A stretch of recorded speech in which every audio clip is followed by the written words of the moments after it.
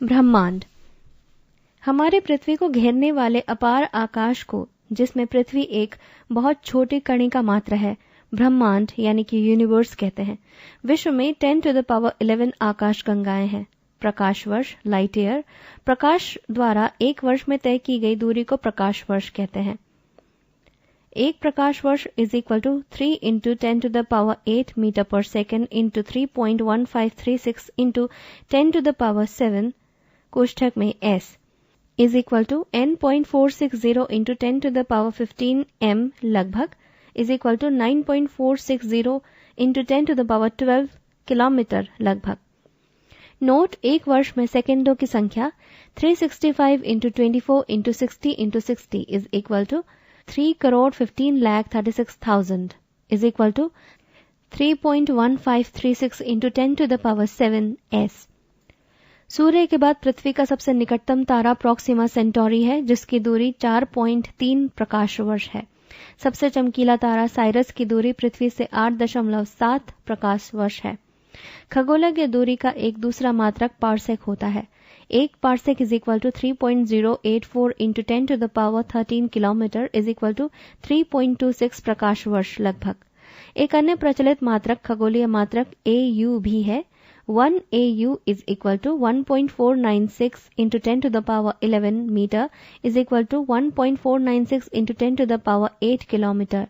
1 AU is equal to 6.324 into 10⁴ प्रकाश वर्ष।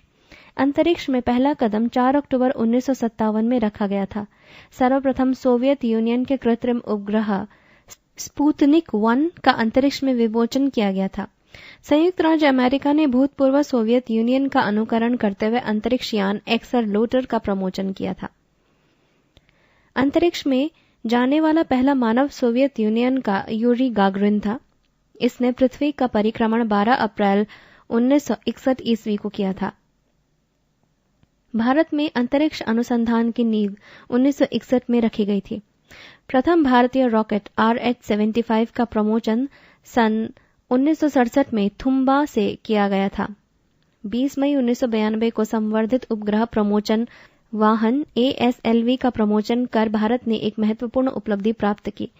भारत ने अंतरिक्ष युग में प्रवेश किया 19 अप्रैल 1975 को आर्यभट्ट उपग्रह का अंतरिक्ष में प्रवेश कर। खगोलज्ञ हमारे ब्रह्मांड का जन्मकाल आज से करीब 15 इंटू 10⁹ कोष्ठक में 15 अरब वर्ष पहले मानते हैं। यदि हम आज से करीब 15 अरब वर्ष पहले ब्रह्मांड की कल्पना करें तो वो सिकुड़कर बिंदुवत हो जाएगा। अतः खगोलज्ञ इस बात पर सहमत हैं कि भूतकाल में किसी एक समय कोई घटना अवश्य हुई होगी जिसके फलस्वरूप ब्रह्मांड निरंतर प्रसार में है। इस घटना को बिग बैंग अर्थात विशाल धमाका कहते हैं। सूर्य से पृथ्वी को लगातार ऊर्जा ऊष्मा के रूप में प्राप्त हो रही है। इसके फलस्वरूप सूर्य का द्रव्यमान लगातार घटता जा रहा है। आंकड़ों के अनुसार पृथ्वी को सूर्य से प्रति सेकंड 4 इंटू 10⁻26 जूल ऊर्जा प्राप्त हो रही है, जिसके फलस्वरूप इसका द्रव्यमान लगभग 4 इंटू 10⁹ kg प्रति सेकंड की दर से घट रहा है। परंतु सूर्य का द्रव्यमान इतना अधिक है कि वो लगातार 1000 करोड़ वर्ष तक इसी दर से ऊर्जा देता रहेगा। वो तारा जो प्रचक्रण करता हुआ रेडियो तरंगे उत्पन्न करता है वो न्यूट्रॉन तारा पल्सर कहलाता है।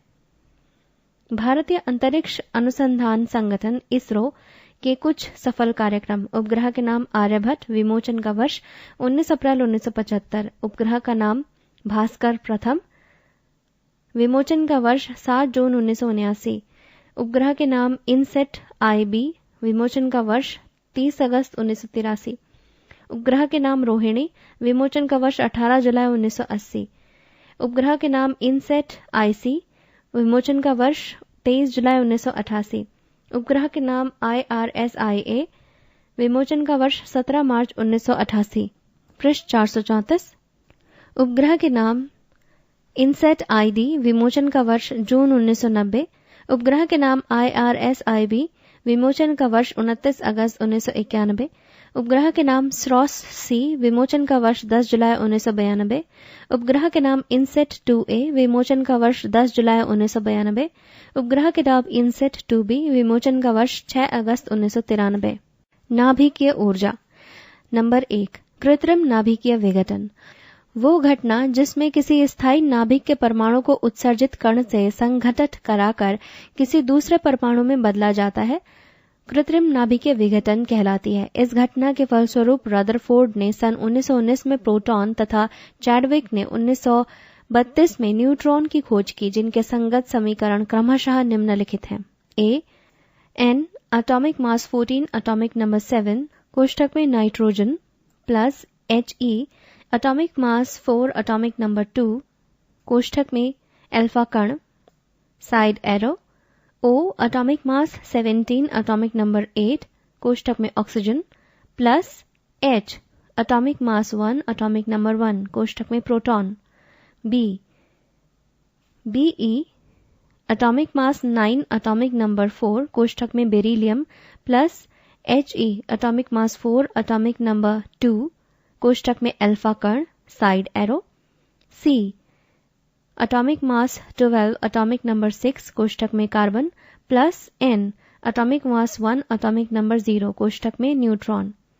नंबर 2, नाभिक का संगठन, कॉम्पोजिशन ऑफ न्यूक्लियस। किसी तत्व के नाभिक को सामान्य सूत्र X atomic mass A atomic number Z से प्रदर्शित किया जाता है।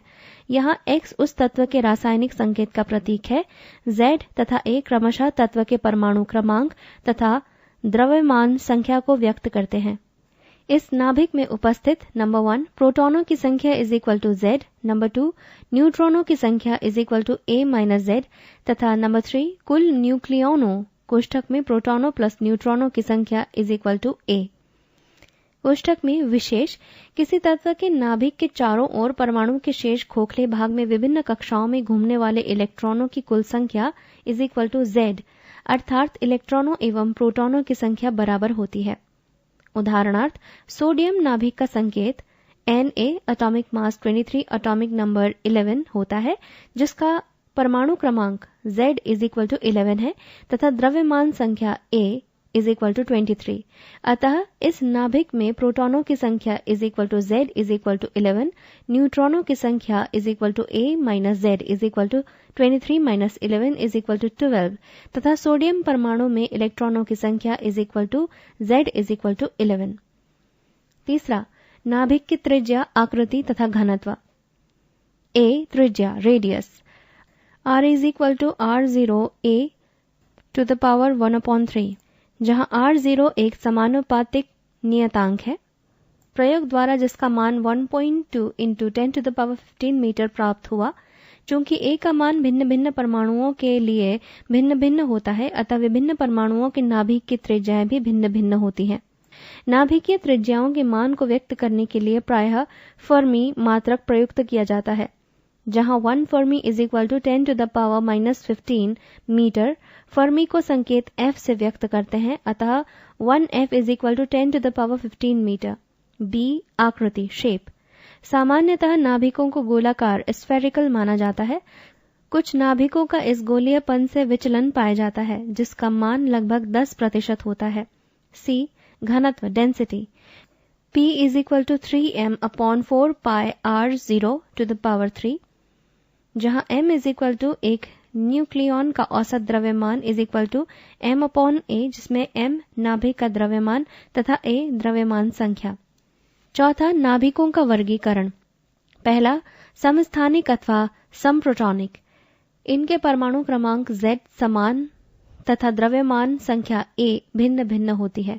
उदाहरणार्थ, H atomic mass 1 atomic number 1, H atomic मास 2 एटॉमिक नंबर 1, H एटॉमिक मास 3 एटॉमिक नंबर 1 तथा Cl atomic mass 35 atomic number 17, Cl atomic mass 37 atomic number 17। दूसरा, समभारिक। इनके परमाणु क्रमांक Z भिन्न भिन्न तथा द्रव्यमान संख्या A समान होती है। उदाहरणार्थ, H atomic mass 3 atomic number 2, He atomic mass 3 atomic number 2, N atomic mass 14 atomic number 6, C atomic mass 14 atomic number 6। तीसरा, सम न्यूट्रॉनिक। इनके परमाणु क्रमांक Z तथा द्रव्यमान संख्या A दोनों भिन्न भिन्न होते हैं, परंतु A माइनस Z का मान समान होता है। उदाहरणार्थ, Li atomic mass 7 atomic number 3, Be atomic mass 8 atomic number 4, Na atomic mass 23 atomic number 11, Mg atomic mass 24 atomic number 12। Number 5 neutron का क्षय। नाभिक से बाहर न्यूट्रॉन मुक्त अवस्था में स्थायी नहीं रह पाता तथा ये निम्नलिखित अभिक्रिया के अनुसार प्रोटॉन में बदल जाता है, जिसके साथ एक बीटा कण इलेक्ट्रॉन तथा एंटी न्यूट्रॉन उत्सर्जित होता है।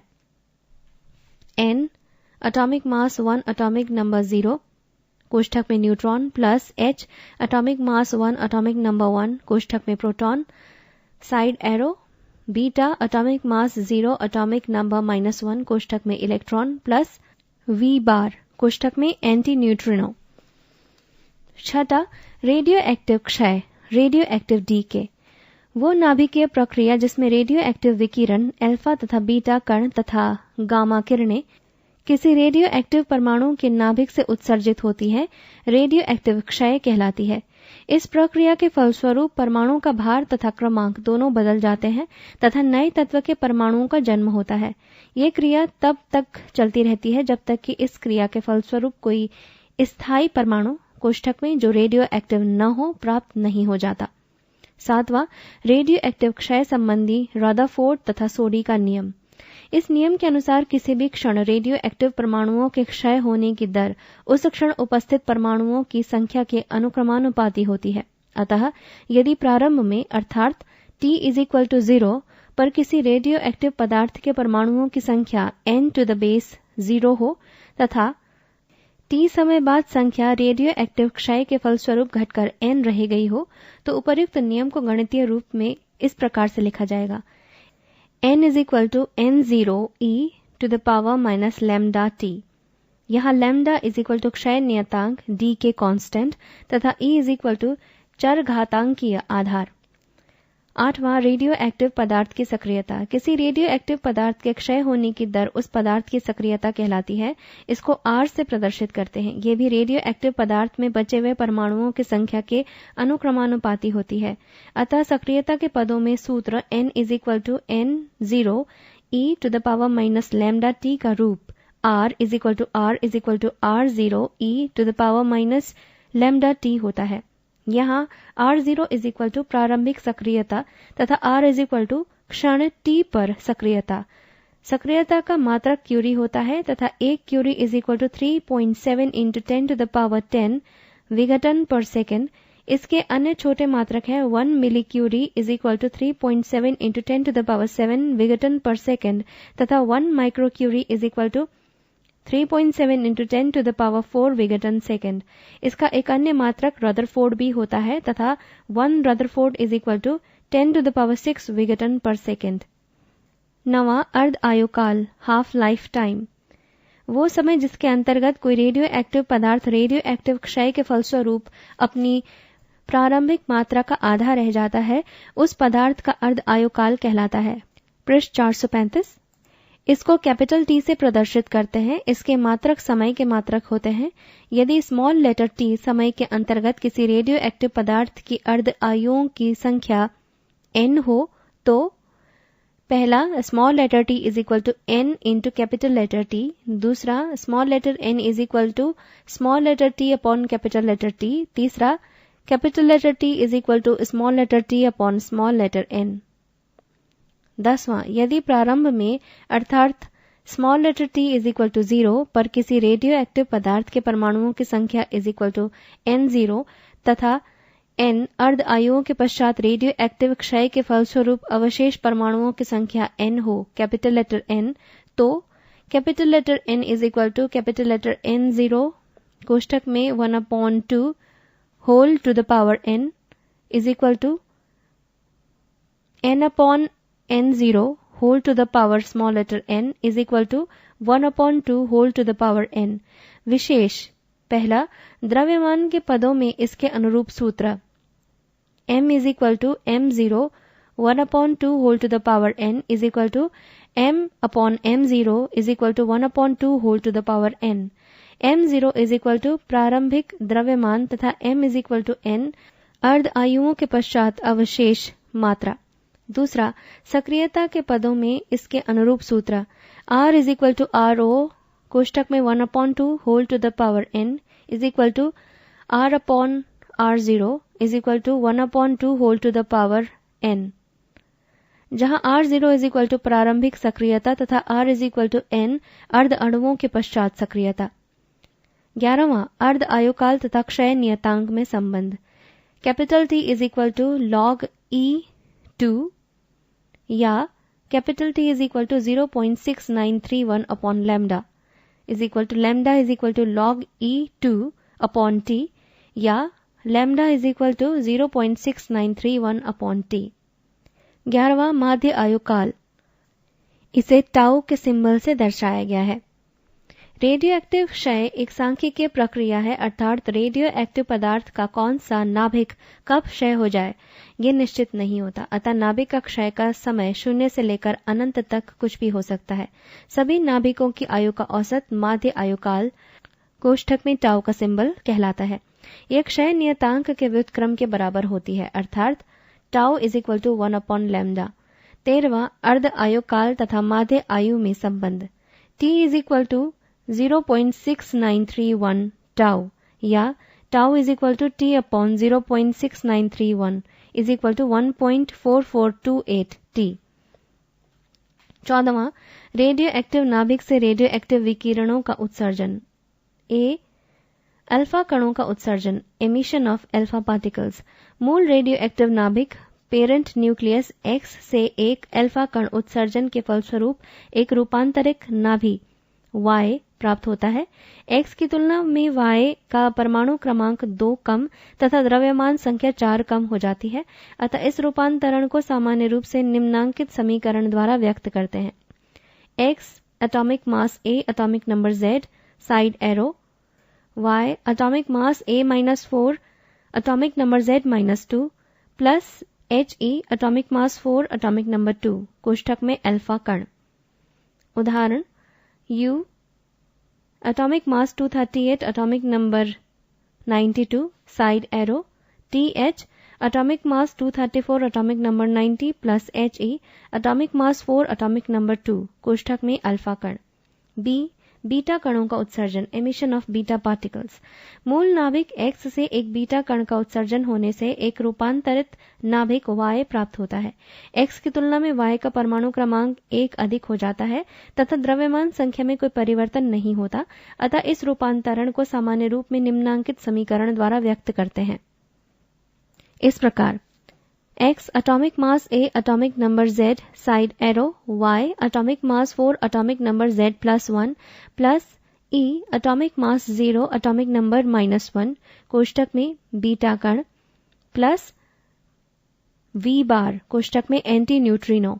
उदाहरणार्थ RA atomic mass 238, atomic number 88, side arrow, AC atomic mass 228, atomic number 89 plus E atomic mass 0, atomic number -1 कोष्ठक में बीटा कण प्लस V बार एंटी न्यूट्रिनो कोष्ठक में।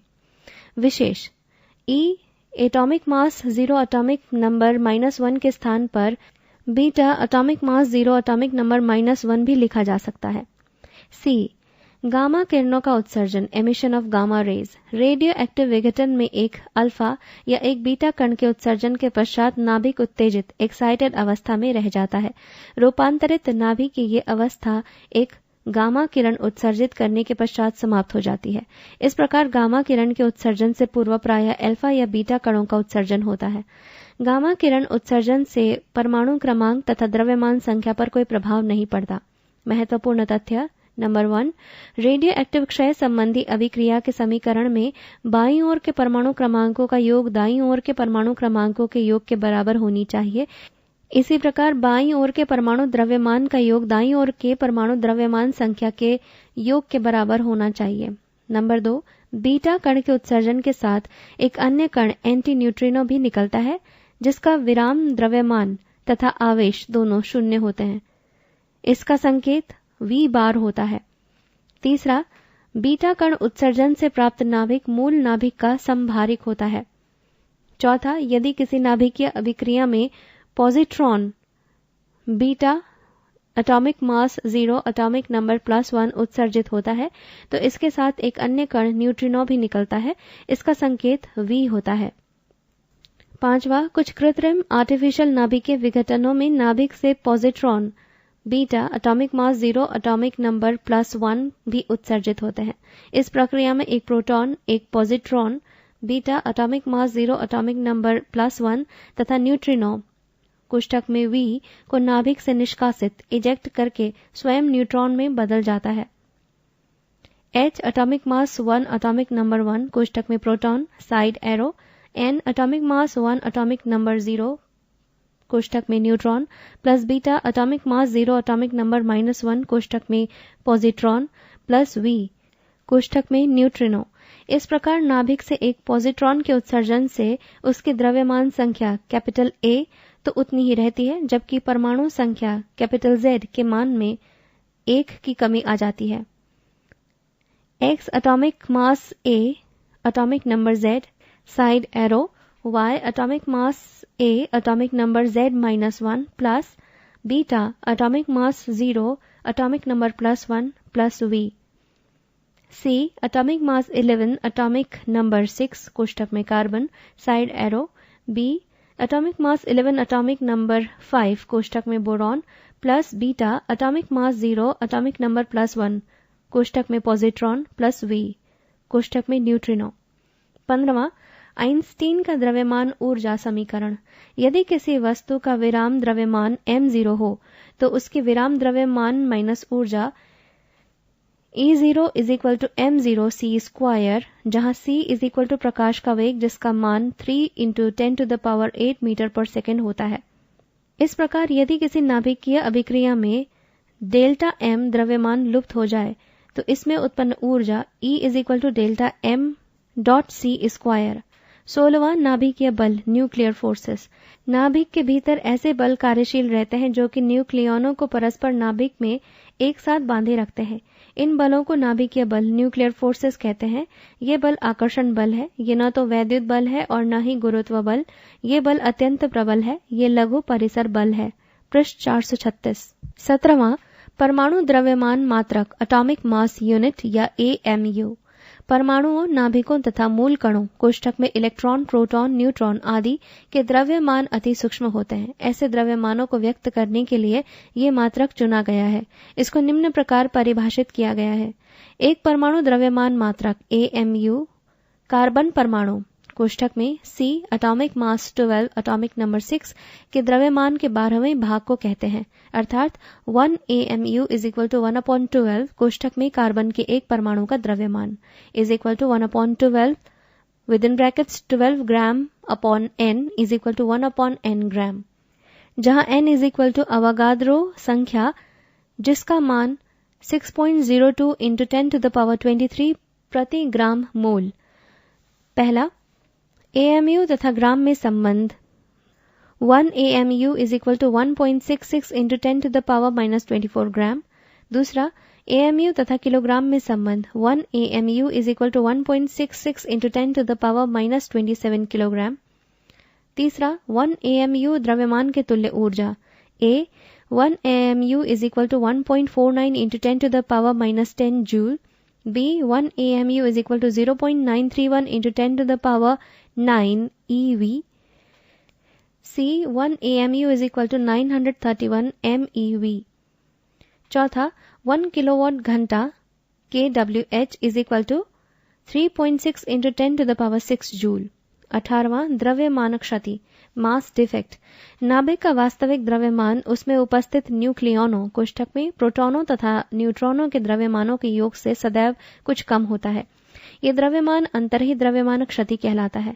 द्रव्यमान क्षति डेल्टा m = न्यूक्लियनों के द्रव्यमानों का योग माइनस नाभिक का द्रव्यमान। यदि किसी परमाणु X का परमाणु क्रमांक Z तथा परमाणु संख्या A है तो नाभिक में प्रोटॉनों की संख्या Z तथा न्यूट्रॉनों की संख्या A - Z होगी। यदि प्रोटॉन का द्रव्यमान Mp, न्यूट्रॉन का द्रव्यमान Mn तथा नाभिक का द्रव्यमान MN है तो द्रव्यमान क्षति delta m = within bracket ZMP plus कोष्ठक में A - Z कोष्ठक के बाहर Mn whole minus m to the base capital N। 19वां बंधन ऊर्जा बाइंडिंग एनर्जी। आइंस्टीन के द्रव्यमान ऊर्जा संबंध के अनुसार द्रव्यमान क्षति के तुल्य ऊर्जा कोष्टक में delta E is equal to within brackets delta M bracket के बाहर C स्क्वायर नाभिक की बंधन ऊर्जा कहलाती है। नाभिक को इसके न्यूक्लियनों, न्यूट्रॉनों एवं प्रोटॉनों में तोड़ने के लिए इस ऊर्जा के बराबर ही बाह्य ऊर्जा की आवश्यकता होगी। अतः किसी नाभिक की बंधन ऊर्जा व बाह्य ऊर्जा है जो नाभिक के न्यूक्लियनों को अलग अलग करने के लिए आवश्यक होती है। 20वां नाभिक की प्रति न्यूक्लियन बंधन ऊर्जा। किसी नाभिक की कुल बंधन ऊर्जा को उस नाभिक के उपस्थित न्यूक्लियनों की संख्या A से भाग देने पर प्राप्त परिणाम नाभिक की प्रति न्यूक्लियन बंधन ऊर्जा कहलाती है। Therefore, प्रति न्यूक्लियन बंधन ऊर्जा इज इक्वल टू कुल बंधन ऊर्जा अपॉन न्यूक्लियनों की संख्या, अर्थात EB is equal to EB upon A। किसी नाभिक की प्रति न्यूक्लियन बंधन ऊर्जा जितनी अधिक होती है, नाभिक उतना ही अधिक स्थायी होता है। विभिन्न परमाणुओं के नाभिकों के स्थायित्व का अध्ययन करने के लिए इनकी प्रति न्यूक्लियन बंधन ऊर्जा तथा द्रव्यमान संख्या में एक वक्र ग्राफ खींचा जाता है। इस वक्र को ही बंधन ऊर्जा वक्र कहते हैं। नाभिकीय विखंडन न्यूक्लियर फिजन उस अभिक्रिया को जिसमें एक भारी नाभिक लगभग बराबर नाभिकों में टूटता है नाभिकीय विखंडन कहते हैं। नाभिकीय विखंडन से प्राप्त नाभिकों का द्रव्यमान विखंडित होने वाले नाभिक के द्रव्यमान से कम होता है। द्रव्यमान की यह क्षति आइंस्टीन की द्रव्यमान ऊर्जा समीकरण E is equal to delta MC square के अनुसार ऊर्जा के रूप में प्रकट हो जाती है। ये ऊर्जा नाभिकीय ऊर्जा कहलाती है। ये अभिक्रिया ही नाभिकीय रिएक्टर तथा परमाणु बम का आधार है। इस प्रकार U atomic mass 238 atomic number 92 की विखंडन की ये अभिक्रिया निम्न समीकरण द्वारा व्यक्त की जा सकती है। U atomic mass 238 atomic number 92 कोष्टक में uranium, N atomic mass 1 atomic number 0 कोष्टक में neutron, side arrow, U atomic mass 239 atomic number 92 कोष्टक में अस्थाई is equal to Ba atomic mass 148 atomic number 56 कोष्टक में barium plus Kr atomic mass 88 atomic number 36 कोष्टक में krypton plus 3N atomic mass 1 atomic number 0 कोष्टक में 3 न्यूट्रॉन प्लस ऊर्जा। U एटॉमिक मास 235 एटॉमिक नंबर 92 का विखंडन। U एटॉमिक मास 235 atomic number 92 plus N atomic mass 1 atomic number 0 side arrow, Ba atomic मास 144 atomic number 56 plus Kr atomic मास 89 atomic number 36 plus 3N atomic mass 1 atomic number 0 plus ऊर्जा। Number 1 uranium 235 के एक नाभिक के विखंडन में लगभग 190 MeV ऊर्जा मुक्त होती है। इस ऊर्जा का अधिकांश भाग विखंडन से प्राप्त खंडों की गतिज ऊर्जा के रूप में प्राप्त होता है तथा शेष इलेक्ट्रॉनों की गतिज ऊर्जा गामा किरणों, ऊष्मा व प्रकाश के रूप में प्राप्त होती है। दूसरा, विखंडनीय पदार्थ का क्रांतिक आकार वो न्यूनतम आकार है जो पदार्थ में श्रृंखला अभिक्रिया बनाए रखने के लिए आवश्यक है। विखंडनीय पदार्थ के क्रांतिक आकार के द्रव्यमान को क्रांतिक द्रव्यमान कहते हैं। 22वां नाभिकीय संलयन न्यूक्लियर फ्यूजन। जब दो हल्के नाभिक परस्पर संयुक्त होकर एक भारी नाभिक बनाते हैं तो इस अभिक्रिया को नाभिकीय संलयन कहते हैं। नाभिकीय संलयन से प्राप्त नाभिक का द्रव्यमान परस्पर संयुक्त होने वाले मूल नाभिकों के द्रव्यमान के योग से कम होता है तथा ये द्रव्यमान क्षति अपार ऊर्जा के रूप में प्राप्त होती है। नाभिकीय संलयन में होने वाली क्षति विखंडन में होने वाली द्रव्यमान क्षति से कहीं अधिक होती है। उदाहरण के लिए भारी हाइड्रोजन H एटॉमिक मास 2 एटॉमिक नंबर 1 के दो नाभिकों के संलयन में निम्नलिखित अभिक्रिया संभव है। H एटॉमिक मास 2 atomic number 1 plus H atomic मास 2 atomic number 1 side arrow, H atomic मास 3 atomic number 1 plus H atomic mass 1 atomic number 1 plus 4.0 MeV ऊर्जा। इस प्रकार प्राप्त ट्राइटियम का नाभिक पुनः भारी हाइड्रोजन के नाभिक से संलयित हो जाता है और हीलियम का नाभिक प्राप्त होता है तथा 17.6 MeV ऊर्जा मुक्त होती है। अतः H atomic mass 3 atomic number 1 plus H atomic mass 2 atomic number 1 side arrow, He atomic mass 4 atomic number 2 plus N atomic mass 1 atomic number 0 plus 17.6 MeV ऊर्जा। अतः उपर्युक्त दोनों अभिक्रियाओं का परिणाम है कि 3 ड्यूट्रॉनों के संलयित होकर एक हीलियम नाभिक H atomic mass 4 atomic number 2, एक proton H atomic mass 1 atomic number 1 तथा एक न्यूट्रॉन बनाते हैं तथा 21.6 MeV ऊर्जा मुक्त होती है। विशेष नंबर 1, 3 ड्यूट्रॉनों की संलयन क्रिया की निम्नलिखित अभिक्रियाएं भी संभव है। H atomic mass 2 atomic number 1 plus H atomic mass 2 atomic number 1 side arrow He atomic mass 3 atomic number 2 plus N atomic mass 1 atomic number 0 plus 3.3 MeV He atomic mass 3 atomic number 2 plus H atomic mass 2 atomic number 1 side arrow He atomic mass 4 atomic number 2 plus H atomic mass 1 atomic number 1 plus 18.3 MeV। Number 2, नाभिकीय संलयन के लिए उच्च ताप व दाब आवश्यक है जो सूर्य पर ही उपलब्ध है। 23वां, सूर्य की ऊर्जा सौर ऊर्जा का स्रोत। हल्के नाभिकों कोष्ठक में हाइड्रोजन तथा हीलियम नाभिकों का संलयन ही इस ऊर्जा का स्रोत है। बैथे के अनुसार सूर्य पर निम्नलिखित 2 प्रकार का नाभिकीय संलयन होता है। पहला प्रोटॉन प्रोटॉन चक्र, दूसरा कार्बन चक्र। पृष्ठ 437। अतः स्पष्ट है कि दोनों चक्रों की परिणामी अभिक्रिया निम्नलिखित होती है। इस गामा ऊर्जा का मान 24.7 MeV होता है तथा 2 पॉजिट्रॉन 2 इलेक्ट्रॉनों से विनाशित होकर 2 MeV ऊर्जा उत्पन्न करते हैं। अतः प्रत्येक पूरे चक्र में कुल 26.7 MeV ऊर्जा उत्पन्न होती है। सूर्य इस ऊर्जा को लगातार 4 × 10⁶ जूल पर सेकंड की दर से प्रकाश व ऊष्मा के रूप में उत्सर्जित करता है। अर्धचालक, डायोड तथा ट्रांजिस्टर। धातुओं कोष्ठक में चालकों, रोधियों तथा अर्धचालकों का वर्गीकरण। Classification of conductor, insulator and semiconductor. ठोसों में ऊर्जा बैंड। ठोस के क्रिस्टल में परमाणु समूहबद्ध होते हैं। उनके ऊर्जा स्तर अंतराकर्षण के कारण परिवर्तित होते हैं तथा ऊर्जा बैंड प्राप्त हो जाते हैं। संयोजी बैंड वो ऊर्जा बैंड होता है जो संयोगी इलेक्ट्रॉन से भरा होता है तथा चालक बैंड अपूर्ण भरा होता है और कुछ ऊर्जा रिक्तता द्वारा संयोजी बैंड से अलग रहता है। निषेध ऊर्जा रिक्तता ऊपरी भरे हुए ऊर्जा स्तर और निचले अपूर्ण भरे ऊर्जा स्तर के मध्य ऊर्जा अंतर होता है। दूसरे शब्दों में यह संयोजी बैंड और चालक बैंड के मध्य ऊर्जा अंतर होता है। चालक की स्थिति में यह शून्य होता है। कोई पदार्थ विद्युतीय चालित हो सकता है यदि एक इलेक्ट्रॉन निषेध ऊर्जा रिक्तता द्वारा संयोजी बैंड से चालन बैंड में चला जाए। किसी रोधी इंसुलेटर की स्थिति में निषेध ऊर्जा रिक्तता बहुत अधिक 6 से 7 eV होती है तथा अर्धचालक की स्थिति में इसका मान बहुत कम लगभग 1 eV होता है। नैन अर्धचालकों में धारा। Electric current in intrinsic semiconductor. अंतः अर्धचालक इंट्रिंसिक सेमीकंडक्टर GE या SI O के ताप पर एक रोधी की तरह व्यवहार करता है। इसके आवेशवाहक होल्स और इलेक्ट्रॉन्स होते हैं। अतः अर्धचालक में इलेक्ट्रॉन्स का संख्या घनत्व होल्स के संख्या घनत्व के बराबर होता है। अर्धचालक का प्रतिरोध ताप वृद्धि से घट जाता है।